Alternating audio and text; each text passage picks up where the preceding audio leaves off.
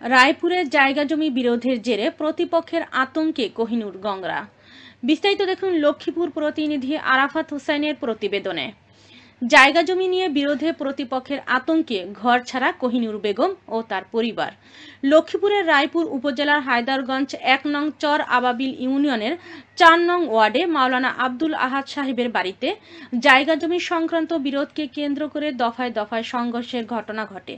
গতকাল ২২ জানুয়ারি বুধবার বিকেলে হায়দারগঞ্জের একটি বাসায় সাংবাদিকদের কাছে কোহিনুর বেগমের মেয়ে ফারজানা আক্তার জুটি বলেন, বিবাদী শাহেদ আহমেদ সমীর ও তার সহযোগীরা তাদের বিরুদ্ধে প্রতিনিয়ত প্রাণনাশের হুমকি দিয়ে আসছে।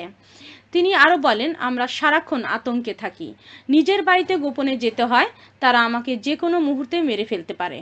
কোহিনুর বেগম এ অবস্থায় নিরাপত্তা ও সুষ্ঠু বিচারের দাবি জানান। রায়পুর থানার এসআই জানান, অভিযোগ পেয়েছেন এবং বিষয়টি তদন্ত করে প্রয়োজনীয় ব্যবস্থা নেওয়া হবে। বলবে আমাদেরকে ওরা জেলে দৌড়াইতেছে, থানায় দৌড়াইতেছে, হুমকি ধামকি। আমাদেরকে কি অ্যারেস্ট হইছে? হ্যাঁ, আমার বড়াফুরে অ্যারেস্ট করছে ওরা, মানে বেল ক্যান্সেল করছে, স্টে জামিন হইছে। এই মামলা কতজনকে ওরা আসামি করছে? ওরা 7 জনকে আসামি করছে, 2টা বাচ্চা আর আমাদের 4 জনকে।